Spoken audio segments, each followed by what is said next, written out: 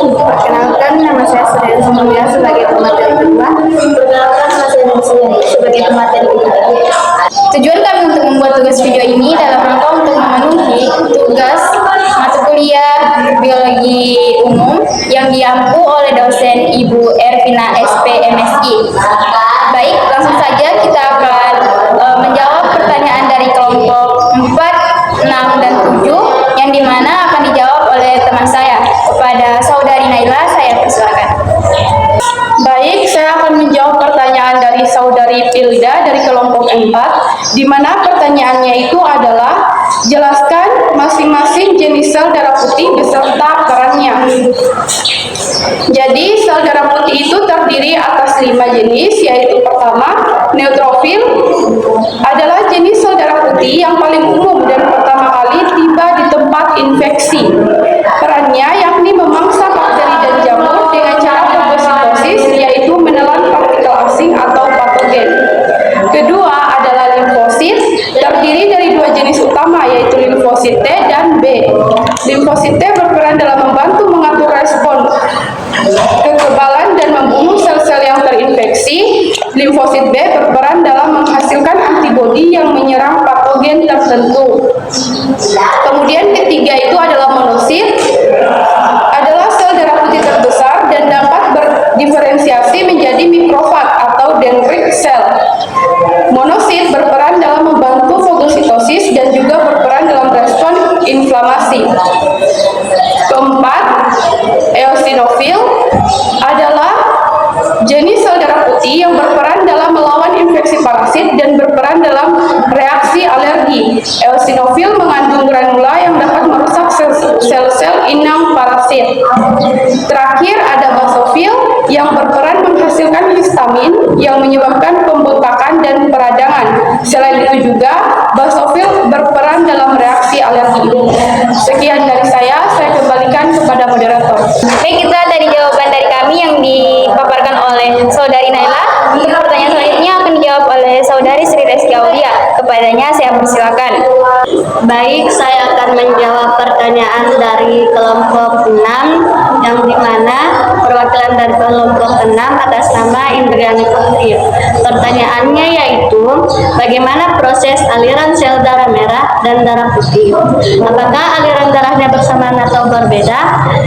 Dan jika sel darah merah dan darah putih bercampur, apakah ada efek sampingnya?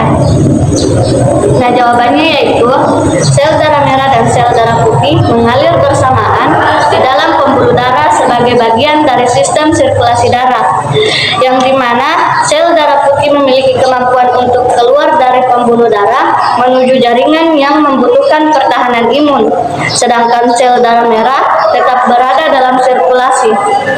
Darah merah dan darah putih bercampur. Pencampuran ini normal dan alami karena keduanya adalah bagian dari komposisi darah. Sel darah merah berfungsi membawa oksigen, sementara sel darah putih berperan dalam sistem kekebalan tubuh.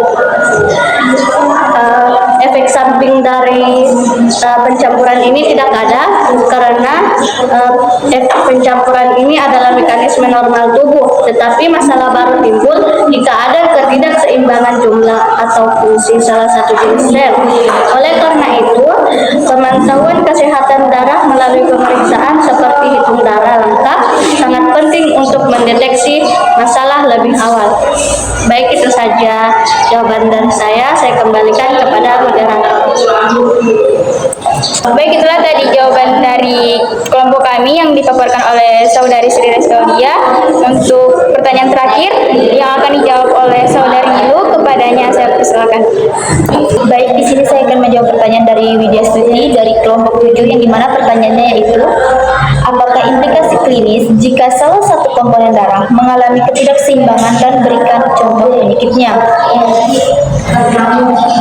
Jawabannya yaitu ketidakseimbangan komponen darah dan menyebabkan berbagai masalah kesehatan karena setiap komponen memiliki fungsi spesifik dalam tubuh. Berikut ada beberapa implikasi klinis jika salah satu komponen darah mengalami ketidakseimbangan. Yang pertama ada eritrosit atau sel darah merah, yang kedua leukosit atau sel darah putih, yang ketiga ada trombosit atau keping darah, yang keempat ada plasma. Baik, saya akan menjelaskan secara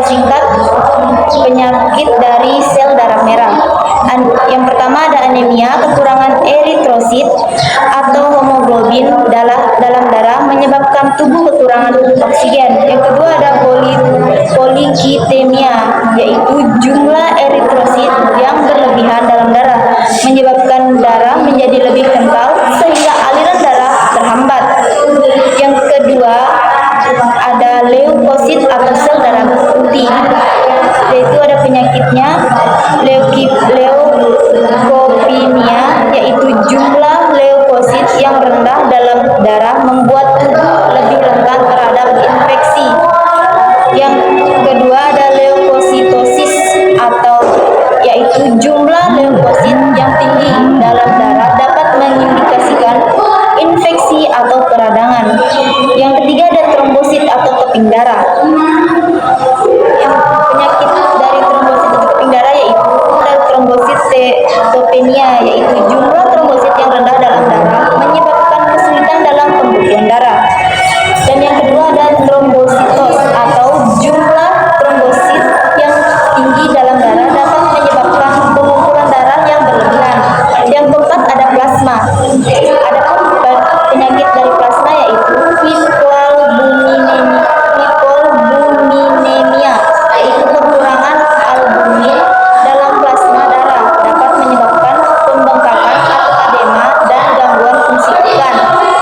Yang kedua ada hiperproteinemia, yaitu peningkatan protein dalam plasma darah dapat mengindikasikan infeksi dan peradangan.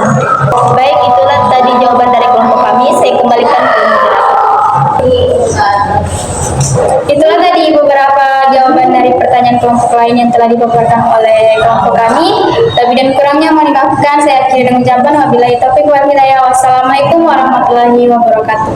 Waalaikumsalam warahmatullahi wabarakatuh. Bye.